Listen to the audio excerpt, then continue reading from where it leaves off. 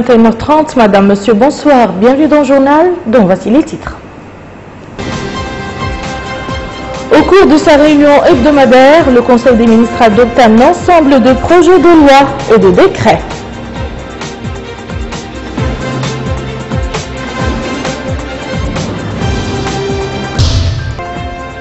Le président de la République participe à Banjul aux festivités commémoratives du 54e anniversaire de la République sœur de Gambie.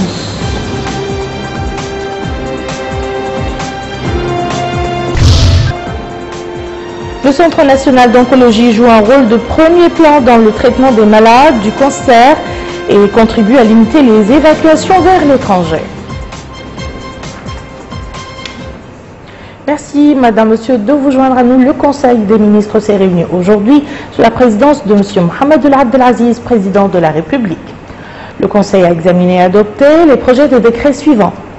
Projet de décret portant déclaration d'utilité publique des travaux de construction de la ligne d'interconnexion 33 kV entre Kifa et Guérou. Ce projet porte sur la construction d'une ligne électrique de 33 kV destinée à l'alimentation en électricité de la ville de Guérou, ainsi que des localités de l'axe Kifa-Guérou à partir de la centrale hybride de Kifa. Projet de décret portant renouvellement du permis de recherche numéro 270 pour les substances du groupe 1, fer dans la zone de Safariyat, wilaya du Tirsezamour, au profit de la société Bumi Mauritanie SA.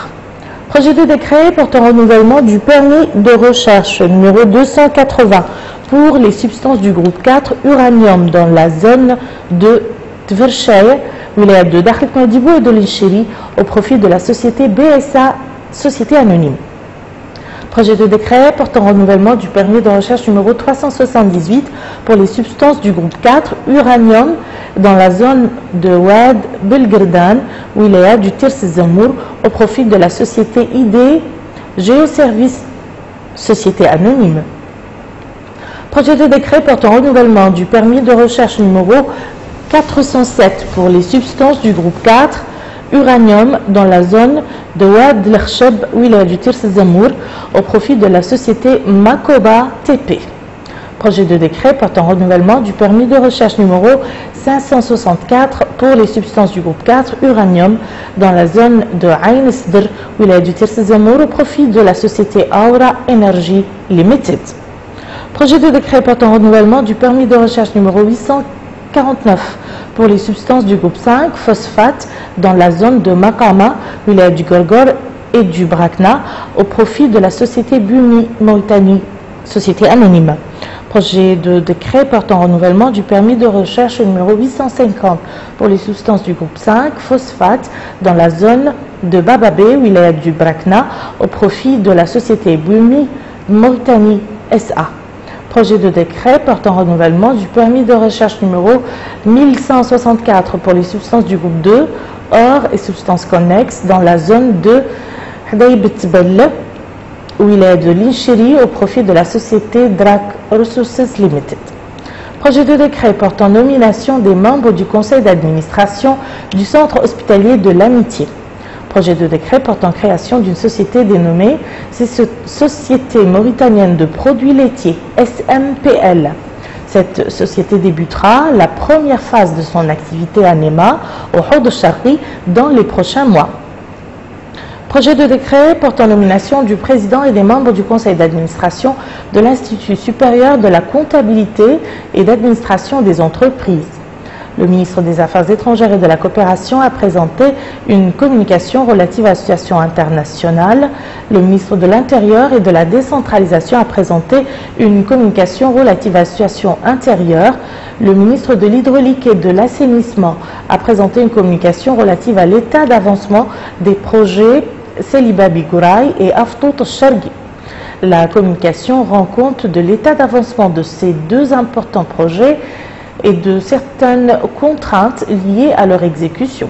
Elle présente également un certain nombre de mesures à entreprendre en vue de l'achèvement des travaux en cours dans les délais raisonnables. La ministre des Affaires sociales, de l'Enfance et de la Famille a présenté deux communications. Communication sur la situation des travailleurs sociaux et une deuxième communication relative aux préscolaires en Mauritanie. Le ministre de l'Environnement et du Développement durable a présenté deux communications relative à la stratégie nationale de la diversité biologique et une communication relative à la projection d'un film documentaire sur les réalisations du programme spécial de protection de la ville de Nouakchott. Enfin, le Conseil a pris les mesures individuelles suivantes. Ministère de la Justice et des Sports, Administration centrale, Direction générale de la jeunesse, Directeur général Mustafa Oulid Baba, précédemment directeur de la coopération. Direction générale des sports, Directeur général Ahmed Bribani, précédemment directeur des loisirs. Direction des sports de masse, Directeur Mohamed Rachid Oulsidi Khallouna, précédemment délégué régional au Brakna. Directeur adjoint Abdelkader Ouldahi. Direction des ressources humaines et des délégations régionales, Directeur Sidati Zain, précédemment directeur des sports de masse. Directrice adjointe Tabara Gay, précédemment directrice adjointe à la direction des infrastructures. Direction des loisirs, directeur Mohamed Eminou Lebar, précédemment directeur des infrastructures. Ministère chargé des relations avec le Parlement et la société civile. Cabinet du ministre, conseiller technique chargé de la société civile, Mohamed Abdallahi Oulimam. Administration centrale, direction des relations avec le Parlement, directeur adjoint Baba Ossidati, précédemment chef de service au même ministère. Direction des relations avec la société civile, directeur Mohamed Danoul Harma Babana, directeur adjoint Sherif Ahmed Ouldaba.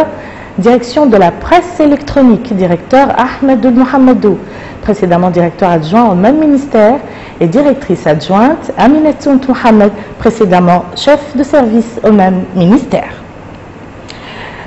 Les ministres des Relations avec le Parlement et la société civile, porte-parole du gouvernement, des affaires sociales, de l'enfance et de la famille, et de l'environnement et du développement durable, respectivement Dr Zidbi Mohamed Mahmoud, l'éminent Turkotoboul et Ahmedi Kamara, ont commenté les résultats du Conseil des ministres. Le ministre des Relations avec le Parlement a fait un exposé détaillé sur les projets de loi et les décrets adoptés au cours du Conseil. La ministre des Affaires sociales est revenue sur le projet de décret relatif à l'enseignement préscolaire et celui relatif aux travailleurs sociaux. Et enfin, le ministre de l'Environnement et du Développement durable a parlé, lui, du projet concernant la feuille de route nationale sur la diversité biologique. Le président de la République, Mohamed Abdelaziz, a assisté hier au stade de l'indépendance de la capitale gambienne aux festivités commémoratives du 50e anniversaire de l'indépendance nationale gambienne du trône britannique aux côtés de plusieurs autres dirigeants d'États africains. Ces manifestations ont été marquées par des défilés de scouts, d'étudiants, des universités et des lycées et d'autres organisations gambiennes. Bokar Bailabah nous en dit plus. La présence du président de la République, M. Mohamed Abdelaziz, aux festivités du 50e anniversaire de l'indépendance nationale gambienne du trône britannique, traduit la profondeur et l'étroitesse des relations qui lient les deux peuples. Ces manifestations ont été marquées par plusieurs défilés des différents corps d'armée gambiennes. S'en est suivi le défilé de scouts et d'organisations gambiennes, mais surtout des étudiants mauritaniens en Gambie qui ont revêtu avec fierté les couleurs nationales. La cérémonie a été l'occasion pour le président gambien, professeur Dr El Haj Yahya Jammeh, de louer la présence du président de la République et des autres hôtes de la Gambie, avant de saluer les populations venues assister aux festivités. Et en marge de ces festivités, le président de la République, M. Mohamed Abdelaziz, a eu des entretiens avec son homologue bissau-guinéen, M. José Maria Vache. Les entretiens ont porté sur les relations de coopération entre la Mauritanie et la Guinée-Bissau. Rappelons que le président de la République était arrivé mercredi matin à Banjul, où il a été accueilli à son arrivée par la vice-présidente gambienne, Mme Aïchetou Ndei Sidi, entourée de certains membres du gouvernement gambien, ainsi que l'ambassadeur de Mauritanie à Banjul. Le président de la République a été l'objet d'un accueil chaleureux de la part des représentants de la colonie mauritanienne établie en Gambie. Parlons santé à présent. Le Centre national d'oncologie joue un rôle de premier plan dans le traitement des malades du cancer et il a aussi contribué à limiter les évacuations des malades à l'étranger. Mais les patients se plaignent parfois de la cherté des médicaments prescrits par les médecins. Rabia Deda. Le cancer est une maladie qui n'épargne pas ces jeunes enfants, privés d'avoir une enfance insouciante comme les autres enfants de leur âge. Ici, dans le service de pédiatrie du Centre national d'oncologie de Nouakchott, ces enfants reçoivent leur traitement. Vous voyez à côté de moi, il y a ces deux enfants qui ont été pris en charge pour des leucémies aiguës. Et là, on reçoit donc au niveau du centre tous les âges, pratiquement à partir d'1 an jusqu'à l'âge de 15 ans. Donc on a actuellement la possibilité donc de prendre en charge ces enfants et en matière donc de chimiothérapie, de radiothérapie, et on espère ceux qui auront besoin de scintigraphie pouvoir la faire très rapidement. Avec le travail consciencieux accompli par le staff de ce Centre national d'oncologie, unique du pays et dans les pays de la région, les malades du cancer mauritaniens affluent de toutes les régions du pays à la recherche de traitements contre cette maladie. On note aussi la présence de malades étrangers venus de pays voisins pour se soigner. La majorité des cas qu'on consulte ici sont des cas avancés, des cas métastatiques qui est difficile à gérer, difficile à se guérir.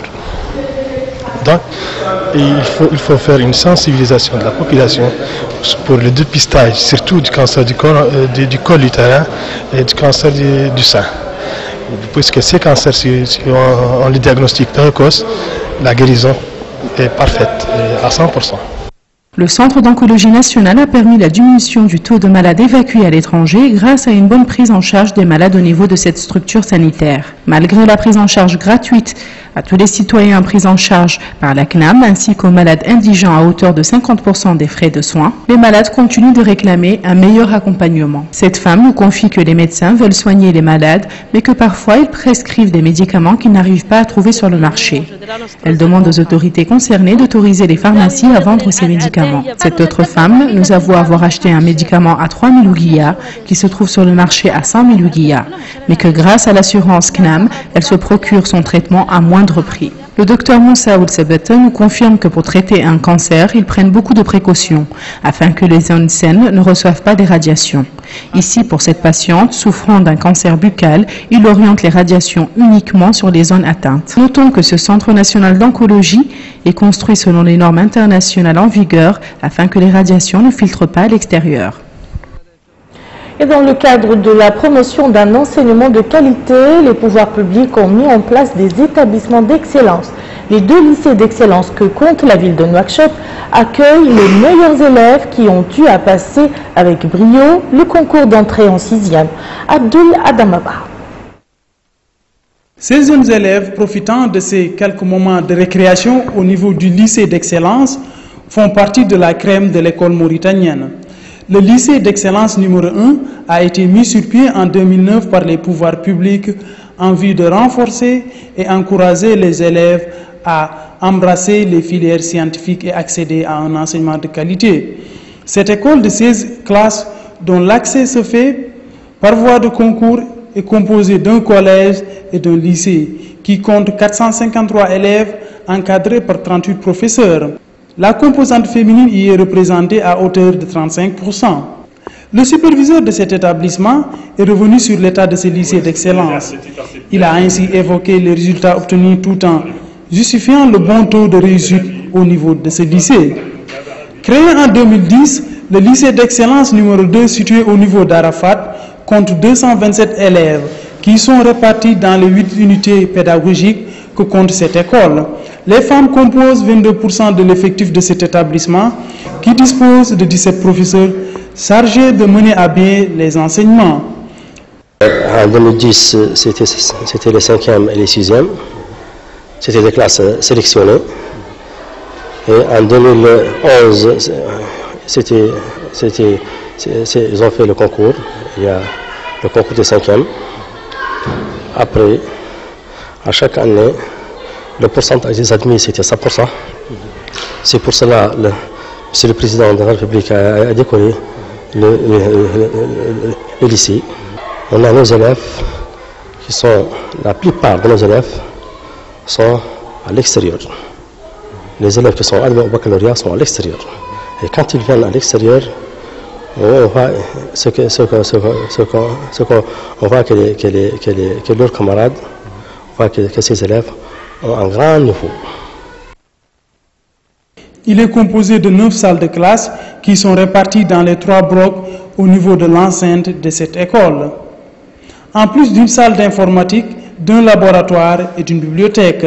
Au niveau du lycée d'excellence numéro 2, les élèves, en plus de terminer à temps le programme, suivent des cours d'initiation à l'informatique.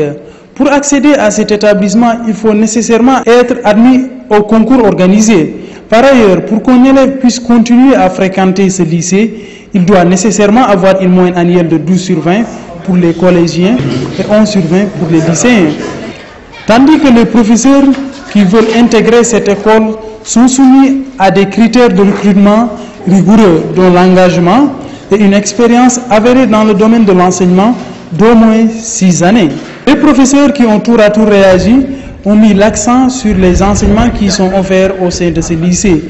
Ils ont indiqué que les conditions sont réunies pour permettre à ces élèves d'éclore et de prétendre à l'excellence. Les élèves se sont tour à tour réjouis du climat et des conditions dans lesquelles se déroulent les enseignements, mais ils n'ont pas manqué de pointer du doigt quelques manquements. Les professeurs qui sont bien, les professeurs qui viennent tous les cours, l'école est très bien occupée par le directeur et les surveillants. On a tous les professeurs. Le seul problème qu'on a, c'est sur les transports. Les transports ici, pour venir ici, c'est tellement difficile. Parfois, tu viens en retard. Mais il n'y a pas un autre problème sur les professeurs. Les professeurs sont un jour, ils viennent, tous les professeurs viennent, mais seulement le problème en transport. Parfois, tu viens en retard.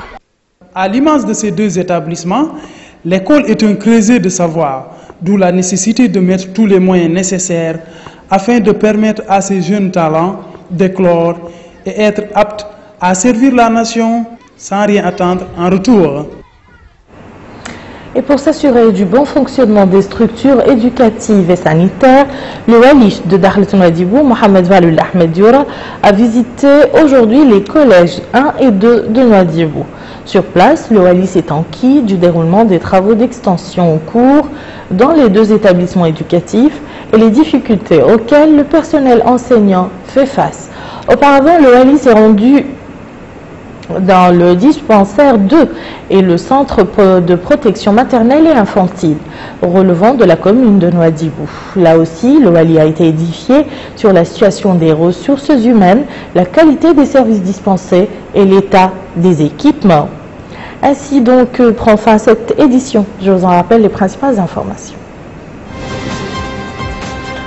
Au cours de sa réunion hebdomadaire, le Conseil des ministres adopte un ensemble de projets de loi et de décrets.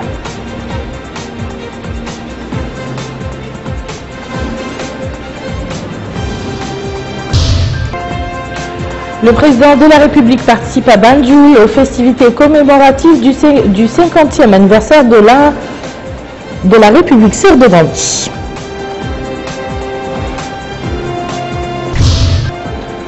Le Centre national d'oncologie joue un rôle de premier plan dans le traitement des malades du cancer et contribue à limiter les évacuations vers l'étranger. Merci Madame, Monsieur de nous avoir suivis. À demain. Bihaoulillah.